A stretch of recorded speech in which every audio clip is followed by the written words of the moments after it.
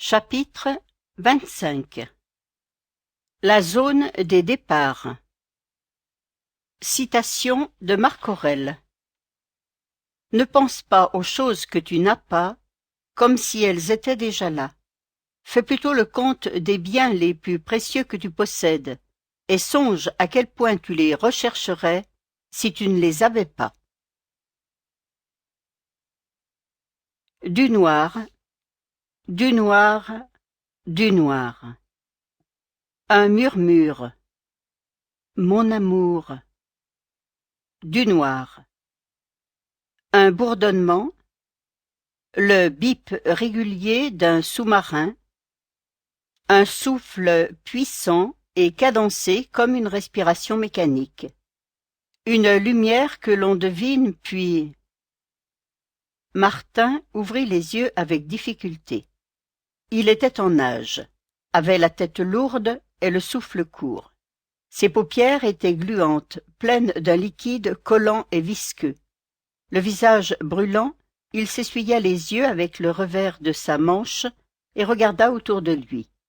Il était dans un aéroport, affalé en travers du fauteuil métallique d'une salle d'embarquement. Il se redressa et se mit debout d'un bond. Il jeta un coup d'œil à sa montre, 8h10 du matin le 25 décembre. Dans un fauteuil à côté de lui, une adolescente aux cheveux blonds filasses connaissait le même réveil douloureux. Il remarqua son air terrifié, son mascara qui avait coulé, et son t-shirt rose pâle barré de l'inscription « Ni sainte, ni touche ». Où était-il? Il s'avança vers la baie vitrée. L'aérogare n'était que lumière et espace. Une cathédrale futuriste de verre et d'acier, un dôme transparent en forme d'ellipse, dont une extrémité s'avançait dans la mer comme un immense vaisseau. Sur les pistes de décollage, alignées en file indienne, des avions argentés patientaient avant de prendre leur envol. Baigné d'une lumière chaude et dorée, le bâtiment ressemblait à une bulle cristalline posée près de l'eau, d'où ne parvenait aucun bruit extérieur. Le paradis? L'enfer? Le purgatoire? Non, même enfant, lorsqu'il allait au catéchisme, Martin n'avait jamais cru aux dogmes de l'Église, ni à leurs représentations schématiques. Quoi alors? Un rêve? Non, tout était trop précis, trop net pour être autre chose que la réalité. Il se massa les tempes et la nuque avec les pouces. Il se souvenait de tout ce qu'il avait fait ces dernières heures. La trahison de Gabriel, le vol du diamant, son affrontement sur le pont avec Archibald, leur chute de 70 mètres. Ça, il ne l'avait pas rêvé. Donc, il ne pouvait être que mort. Il tenta d'avaler un peu de salive, mais sa gorge était sèche. Il essuya la transpiration sur son visage. Au bout de la rangée des portes d'embarquement, il avisa un débit de boissons dont les tables donnaient sur les pistes. Le Golden Gate Café. Un nom prédestiné, pensa-t-il en avançant vers le comptoir derrière lequel officiait une magnifique métisse aux yeux clairs, en mini-short et débardeur échancré. « Pour vous, monsieur, qu'est-ce que ce sera ?»« Un peu d'eau, si possible. » « Gazeuse ou plate ?»« Vous avez de l'évian ?» Elle recoiffa sa chevelure flamboyante tout en le considérant comme un plouc. « Évidemment. »« Et du coca aussi ?»« Mais d'où sortez-vous ?» Il paya, $10, sa bouteille d'eau et sa canette de soda, et revint vers la rangée de chaises en métal. La jeune ado au t-shirt provoquant était toujours là, grelottante et claquant des dents. Martin lui tendit sa bouteille d'eau, devinant qu'elle mourait de soif. « Comment tu t'appelles ?»« Lizzie, » répondit-elle après avoir vidé d'un trait une bonne moitié de la bouteille. « Tu te sens bien ?»« Mais où on est, là ?» demanda-t-elle en pleurant. Martin éluda la question. Elle était trempée de sueur, le corps parcouru de frissons. Dans sa vulnérabilité, Elle lui rappelait Camille, la petite fille sur laquelle il avait veillé pendant plusieurs années. Il lui laissa la canette de soda et l'abandonna un moment, le temps d'effectuer un achat dans l'une des boutiques de souvenirs du terminal. De retour auprès d'elle, il lui lança un sweatshirt à capuche aux couleurs de l'université de Berkeley. « Mets ça, tu vas prendre froid. » Elle enfila le pull après lui avoir fait un timide signe de tête qui voulait sans doute dire merci dans la langue des adolescents perdus. « Tu as quel âge ?» demanda-t-il en s'asseyant à côté d'elle. « 14 ans. Tu habites où? Ici, à San Francisco, près de Pacific Heights. Tu te souviens de la dernière chose que tu as faite avant de te retrouver ici? » Lizzie essuya les larmes qui coulaient sur son visage. « Je sais plus, j'étais chez moi.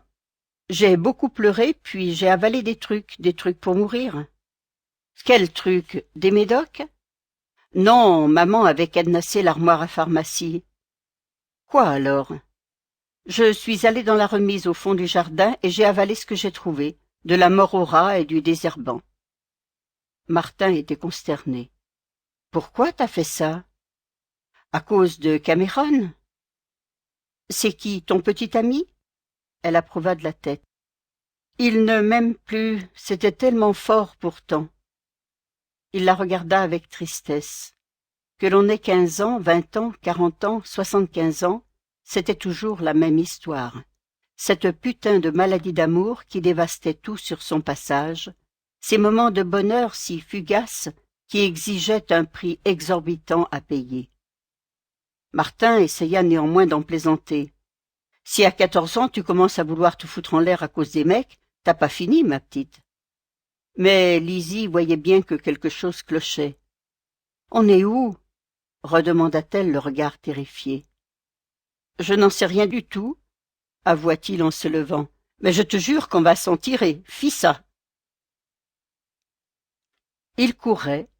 Avec la jeune fille dans son sillage, Martin courait. Peu importait la réalité de cet endroit, il avait la certitude qu'il fallait en sortir et que le plus vite serait le mieux.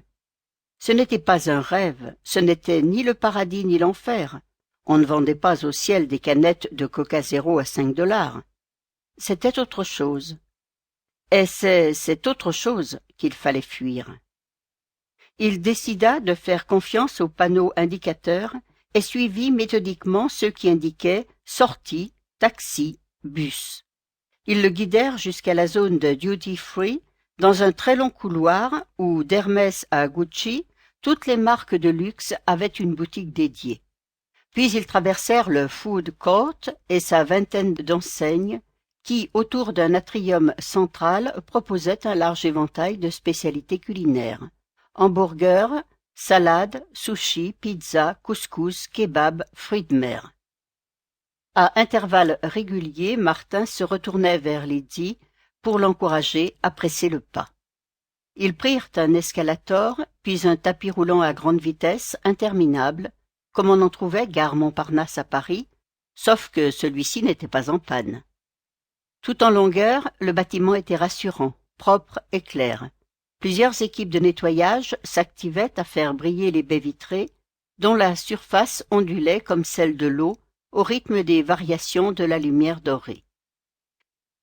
La foule était dense et se pressait dans une ambiance de départ en vacances. Bonnets, écharpes, nez qui coulent, paquets cadeaux. Certains groupes s'apprêtaient à fêter Noël. D'autres, au contraire, arboraient les couleurs de l'été, portant des bermudas colorées et un bronzage de surfeur. Martin prit la main de Lizzie et accéléra, bousculant quelques passagers sur sa route. Cadres fripés jouant les hommes d'affaires, ados endormis sous le casque de leur iPod. Partout sur les murs, des horloges rappelaient le temps qui passe.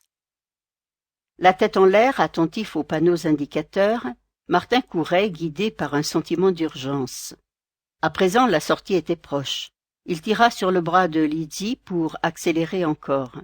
Voilà, ils arrivaient dans le grand hall des départs.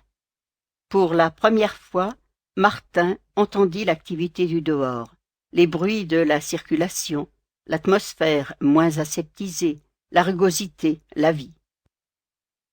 Au moment où il franchissait enfin les portes coulissantes qui donnaient sur le bitume, il y eut comme une aspiration violente qui déchira leurs tympans et brouilla leur vision. Quand Martin rouvrit les yeux, il se trouvait devant la même rangée de chaises métalliques que lorsqu'il s'était réveillé. Derrière lui, la même boutique de souvenirs, le même Golden Gate Café et sa serveuse black à la chevelure flamboyante. Il regarda Lydie d'un air désolé. Ils étaient revenus à leur point de départ. « Inutile de chercher la sortie, petit gars, on est coincé ici. » Martin tourna la tête. Visage impassible et regard perçant, Archibald recracha une bouffée de fumée de son habano. Visiblement, l'aéroport n'était pas une zone sans tabac. C'était donc vrai. Dieu était bien lui-même un fumeur de Havane. Peut-être aussi qu'attraper un cancer une fois mort était moins grave que l'attraper quand on était encore vivant. « Tout ça, c'est de votre faute, » lança Martin en pointant sur lui un index accusateur. « C'est autant ta faute que la mienne, » nuança Archie. « Si tu n'avais pas cherché à jouer au plus fin, on serait encore là-bas. » Archibald se sentait en forme. La fatigue, les douleurs et les nausées liées à la maladie avaient disparu comme par enchantement. « Vous nous avez tués tous les deux, » s'indigna Martin, « à cause de votre orgueil démesuré. » « Côté orgueil, je crois que tu es aussi un spécialiste, petit gars. Et arrêtez de m'appeler petit gars. Tu as raison, excuse-moi, petit gars. Par contre, là où tu te trompes, c'est en affirmant que nous sommes morts. » Réfléchissez 2 secondes. On s'est ramassé une gamelle d'au moins 70 mètres dans de la flotte glaciale. Vous imaginez le carnage? C'est vrai, admit Archibald en grimaçant. Mais nous ne sommes pas morts pour autant. Du moins pas encore. Bon, très bien. Alors, où sommes-nous? Ouais, on est où? Renchérit Lydie. Archibald sourit à l'adolescente, puis d'un mouvement de main invita ses interlocuteurs à le suivre. Il faut que vous rencontriez quelqu'un. Non, refusa Martin, pas avant de savoir où nous sommes. Archie haussa les épaules, puis, comme une évidence, dans le coma. Martin, Archibald et Lydie poussèrent la porte de l'espace prière de l'aérogare. L'endroit se composait d'un bureau d'accueil et de plusieurs petites salles dévolues aux principales confessions. Une chapelle chrétienne, une synagogue, une mosquée, un sanctuaire bouddhiste et shintoïste. Le lieu était sous la responsabilité du père Shake Powell, l'aumônier de l'aéroport, un grand black, aussi massif qu'un catcheur, qui portait des Nikers, un pantalon baggy, une veste de survêtement à capuche et un t-shirt « Yes, we can » à l'effigie d'Obama. Shake Powell accueillit ses visiteurs dans son bureau, une pièce confortable mais dépouillée qui donnait sur les pistes. Bien que débordé, l'aumônier était tout disposé à répondre aux questions des nouveaux arrivants. Il leur proposa une tasse de café et, sans se faire prier, leur raconta son histoire. Originaire de New York, Powell était en visite chez son frère à San Francisco quand il s'était pris un coup de couteau dans le dos 10 mois auparavant, alors qu'il s'interposait dans une bagarre entre 2 SDF. En arrivant dans la zone des départs, il avait été formé par l'ancien aumônier de l'aéroport avant que celui-ci ne parte vers d'autres cieux. Sa tâche le passionnait. Ici, prétendait-il, Dieu était partout, dans l'architecture, dans la lumière, dans ces panneaux de verre ouverts sur le ciel. Parfois, il lui arrivait même de célébrer des mariages ou des baptêmes. La zone des départs était une frontière, un no man's land, un lieu propice à la prière et à la réflexion. Dans cet « ailleurs », les gens voyaient ressurgir leurs craintes les plus intimes. À l'heure du départ, ils éprouvaient le besoin de se confier. Le père Powell ne cherchait pas à les juger, mais à les comprendre. Pour certains, il fallait composer avec la peur de l'inconnu, les remords et les regrets. Pour d'autres, cette sorte de retraite était une opportunité précieuse et inattendue leur permettant de devenir quelqu'un de meilleur ou de se mettre en paix avec eux-mêmes. Dans la zone des départs, j'ai vu au plus près toute l'étendue de l'âme humaine, sa grandeur comme sa misère, expliqua le prêtre en terminant sa tasse de café. Martin avait laissé Shake Powell aller au bout de son raisonnement. Il en avait déduit que tous les voyageurs de ce mystérieux aéroport étaient des gens tombés dans le coma après un accident ou un suicide, mais une question restait en suspens.